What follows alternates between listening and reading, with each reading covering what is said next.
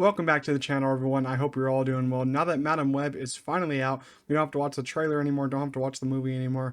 I'm going to rank every Sony Spider-Man universe film. It's kind of confusing, but we have now 14 Sony universe kind of Spider-Man films to rank. I'm going to put them in a tier list. Before we get started, make sure to like this video, subscribe to the channel. We're on the road to 600 subscribers, but let's get right to the tier list. All right, first up on our tier list is The Amazing Spider-Man 2. I'm going to try to go through all these films in a short amount of time. Don't want to spend too much time on all these films, but The Amazing Spider-Man 2 is one that I have a lot of fun with compared to others. A lot of people, they call it trash. They call it like the worst Spider-Man film of all time. I don't think that. I think that it's just like, Tobey's Spider-Man 3, where it's just overstuffed. There's too much happening. You have the Green Goblin, you have Electro, you have Rhino at the end. I think this would have worked better if it was only Electro or only Harry Osborn's Green Goblin.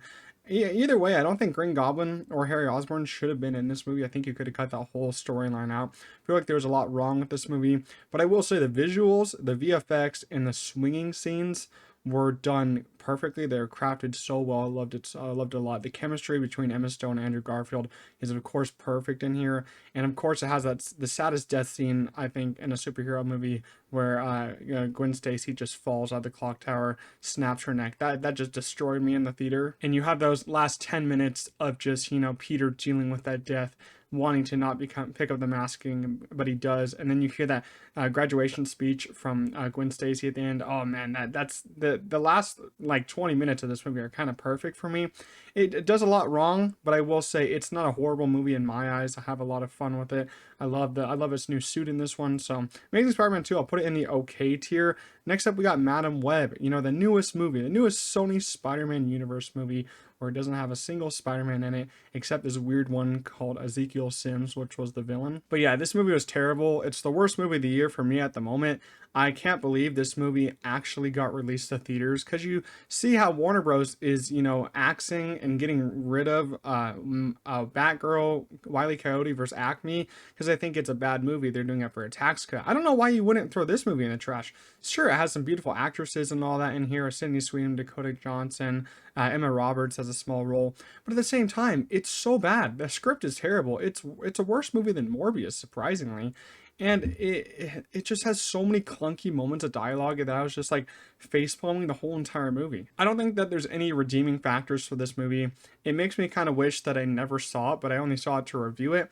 And Adam Scott's in this. He plays Ben Parker. They trying to be coy with that. I feel bad for Adam Scott. I don't know why he took this role. I don't know why Dakota Johnson took this role, because none of these people in the interviews sounded like they wanted to be in this movie, so I don't know why they took these roles.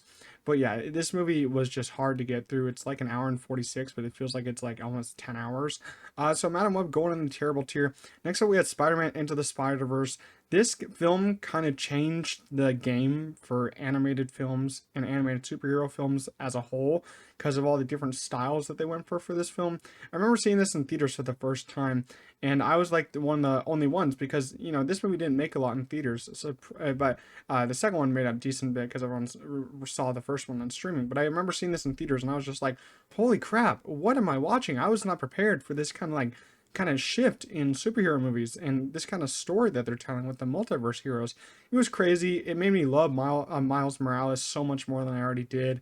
And I was just blown away by the relationships between him and Peter B. Parker, him and Gwen Stacy, the villains in here, Kingpin, just the animation as a whole was just it's so impressive how they made it all work. It's a lot of work goes into this. I'm very thankful for this movie. And it's such an easy watch too. I can just put it on whenever. It's kind of a comfort watch whenever I want to get work done, whenever I want to edit videos. It's such an easy movie to watch, has a great soundtrack, has a great score, has some great themes in it. Just Miles becoming Spider-Man, and I just loved it so much. It's one of my favorite superhero films of all time, so it's going to go in the amazing tier. Next up is The Amazing Spider-Man, the first one, of course. This one introduced us to Andrew Garfield and Emma Stone as Peter and Gwen, and I do love their chemistry a lot in this one. This is where it's just building a lot. And I do I like the lizard a lot in this movie. I love the action scenes with the lizard. Maybe not the build-up as much, but I'm a big fan of this movie, only because I love the way it looks. It's kind of like a darker feel for Spider-Man. And I love Andrew's take on Spider-Man. It's my favorite Spider-Man so far. I just feel like he does a great job. Some people think he's too cool to play Spider-Man, but at the same time, I feel like it works a lot, and I do love his take on it. The only thing I don't like is kind of like the Uncle Ben kind of death part of it. That one, I didn't really care about that. I don't really care to see that again after we've seen it so many times. But I will say the last 30 minutes of when he's fighting the lizard on Oscorp Tower was so entertaining. Love the ending too with him and Gwen Stacy, so I'm going to put it in the great tier. Next up, we got Spider-Man 2. This is Sam Raimi's Spider-Man 2. This is one of my favorites. It just has so many great moments in here, and especially when he's fighting Otto Octavius, one of my favorite Spider-Man villains. I feel like he's fully realized here. Sam Raimi, of course, is known for horror movies, so he made the entrance of Otto like actually really scary. He made it like a horror entrance. I love that a lot. Love the relationship between Peter and Mary Jane. I thought that was great, especially when he now exposed himself at the end of him being Spider-Man. I thought that was great. I loved every single action scene here, especially the one where I don't know how to explain, but Otto Octavius is going through the city, and you can see through the reflection of his glasses. They go through his glasses. You can see Spider-Man coming from like miles away. I thought that camera shot was great. There's a lot of great shots in Sam Raimi's Spider-Man movies. This one in particular has a lot of great moments, and I feel like it's the best one out of his trilogy. I think everyone can agree with that. Some people like the original. I feel like this is the best one out of that trilogy, so I'll put Spider-Man 2 in the amazing tier. Next up is Morbius. I don't have a lot to say about this one. I can just say it's better than Madam Web. It's got that going for it, so it's not the worst movie in this universe anymore. Jared Leto, he tries his best, I could say. Matt Smith is in this for God knows why. He has that one good dance scene, which didn't fit in the movie, but also the toxic scene from Madam Web also didn't fit in the movie, but they're somehow the best scenes of their own movies. The action here is pretty lifeless. Everything here is just weird. It's more of a comedy than it is, an action Spider-Man film, so it's got that going for it. But Morbius didn't work. It's going on the terrible tier. Next up is Venom 1. I think that this one is a lot of fun, but at the same time, I don't think the Venom movies work without Spider-Man. They try to make them work without Spider-Man, but I feel like there's just always something missing from the two that I've seen. And this one in particular, this one's kind of an origin story for Eddie Brock, for Venom especially. And, Michelle Williams, I think, is in this one. I think she's great in this one. I love Eddie Brock in this movie. I think Eddie Brock's a great character, but I just love I would love if he was playing off of, Spider-Man, playing off Peter Parker. I feel like that would work a lot more than whatever this is. I saw this one in theaters, and, it was okay. Yeah, I think that there could have been a lot better stuff done with this one. The action at the end was decent, but I just don't care about Venom versus Venom. I care about Venom or Spider-Man. I feel like that just makes a lot more sense. So I'm gonna put Venom 1 in the okay tier. Next up is Spider-Man Far From Home. I'm a big fan of this movie. I know a lot of people don't like this movie because they don't like it, where it takes Spider-Man at all. But man, when I saw this in theaters, I just fell in love with this movie, and I just love the trip that they're going through this whole movie, the relationships that they're building, and I love Jake Gyllenhaal's Mysterio. I know it's kind of like a fake Mysterio from like a fake multiverse, but I just love his take on it because Jake Gyllenhaal is one of my favorite actors. Love the VFX work on this film. They kind of like the elemental monsters.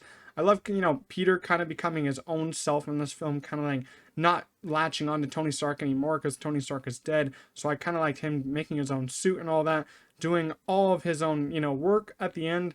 And so, of course, that Spider-Sense scene at the end where he finally kills Mysterio. And then at the end where he gets his identity released from Mysterio. That's a great scene. I loved Happy in this. Happy Hogan's always one of my favorites. So Spider-Man Far From Home, going in the great tier. Spider-Man Homecoming is, a fantastic origin story, I'd say. Fantastic origin story not being an origin story, I'll say that. Because it didn't go through all the origin stuff that, Toby's movies went through and Andrew's movies went to. You didn't see Uncle Ben die and all that. He already had his powers. And that's something that I really latched on to because I didn't need to see all that stuff again. We've already seen it so many times. You don't need to see all that again. So we're finally going to this movie. He already has his powers, already has kind of a suit from Civil War. Kind of like Iron Man's pet, which a lot of people don't like. I don't have an issue with it. But Vulture in here, Michael Keaton as Vulture, it's one of my favorite Spider-Man villain performances.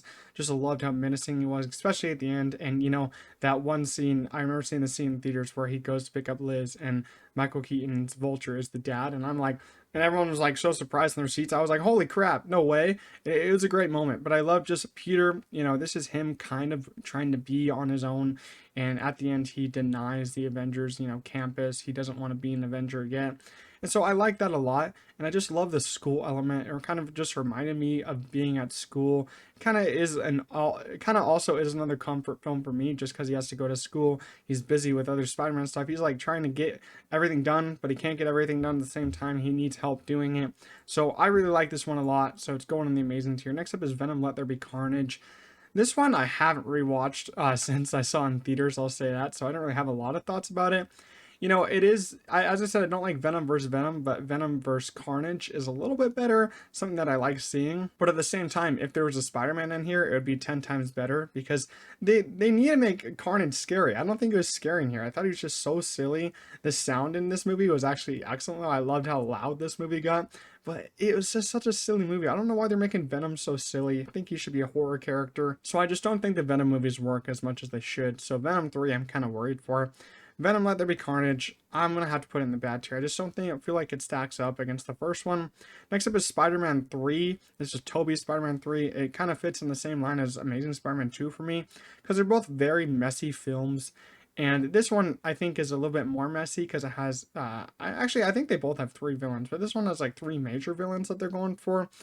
And yeah, it would have worked a lot better if they only had like 1 or 2. But I just, something about this film is a lot of fun. I think also Amazing Spider-Man 2, they're both a lot of fun because you can just turn your brain off and just enjoy what's happening on screen. I feel like this one has some great emotional moments just like Amazing Spider-Man 2. That's why I kind of compare them both because this one has a lot of great emotional moments with Harry. He has to fight Harry. And then with MJ, Peter has his problems with MJ. And in the end, you get Harry's death. And kind of Amazing Spider-Man 2, you get Gwen's death. So you have death in both of them. You have a lot of emotional moments, great action moments, especially at the end when him and Harry team up against Sandman and Venom. Venom in here was kind of cool, but I feel like it could have been a lot scarier, especially in that one scene where Venom's just out of body, just up really tall. I think that was a great scene with Venom. Some of the action here is terrific. It's not good enough for me to put in the good tier, so I'm going to put it in the okay tier. Next up is Spider-Man, the original Tobey Maguire one. This one's a classic. A lot of people just love this one a lot just because it's the original. It's not my favorite, but I think it's a great film. I love the origin story it's told, and I just love how old it feels. Because, it is old. I don't know when it got released, early 2000s, I think.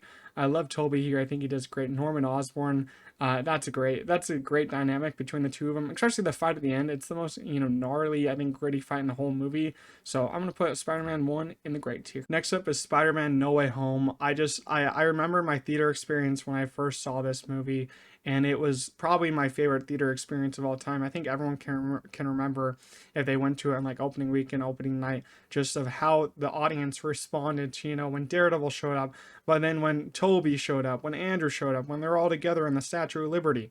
It was just one of those moments. It's kind of an out of body experience when you're just not there anymore. You just hear all the claps, you hear all the people just cheering for these characters coming back. I felt like I had a tear in my eye when Andrew came back because Andrew never got to finish his trilogy, and this is kind of like the end of his trilogy. It's so upsetting.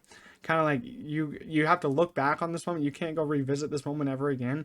But it's just one of my favorite experiences ever in life, just seeing all of them on screen together for the first time. I think I saw this movie like 5 times, partly because I thought it was amazing, and the other part because I just wanted to see how the audience react to it. Because I remember going opening night, seeing the audience react, everyone was clapping. Then opening day, I saw it twice just to see the audience react to it. It's just such a happy thing to see an audience react so vividly to just a movie scene, just characters showing back on screen again after like years. It's just one of those moments. It has its fair share of wacky moments in this film, but I just love it so much. It's going in the amazing tier. Next up is Across the Spider-Verse, our last one. What can I say? It's my favorite one. It changed the game for animation once again. Changed the game for multiverse stories once again. There's this story between Miles and Miguel versus both of them trying to save the ones they love. Kind of like the canon events. You almost have that romance between Gwen and Miles, but it doesn't end up happening yet. It sets up so much stuff for Beyond the Spider-Verse. You have the old crew coming back. You have the new crew. And you have Spot. Spot could be one of the best villains after Beyond the Spider-Verse. And I really think that this movie is my favorite superhero film of all time. I don't think it has any flaws. It's the movie I've seen the most times in theaters. I saw it 8 times in theaters, seen it 2 times after. I really want to watch it again. I feel like watching the first and second Spider-Verse are just great. I think the Spider-Verse films could end up becoming the best superhero trilogy and the best trilogy, overtaking Lord of the Rings in my eyes. So I'm going to put Across the Spider-Verse in the amazing tier. Now we got to rank them all. There's none in the good tier because I feel like it makes a big jump from the okay to the great tier. Terrible tier. Morbius is going above Madam Web. Madam Web is the worst. Bad tier, Venom 2. Okay tier, I'm going to put Spider-Man 3 above Venom Let There Be, the first Venom. Then in the great tier, I'm going to put Far From Home, then Amazing Spider-Man, then the first one. And then for the Amazing tier, Across the Spider-Verse. Then we're going to Into the Spider-Verse, and then we're going to No Way Home, and then Spider-Man 2, then Spider-Man Homecoming. That's just my favorite. Leave your favorite Spider-Man movies down below, or rank all the ones I ranked, including Madam Web, if you have seen it, but I do feel bad for you if you have seen it.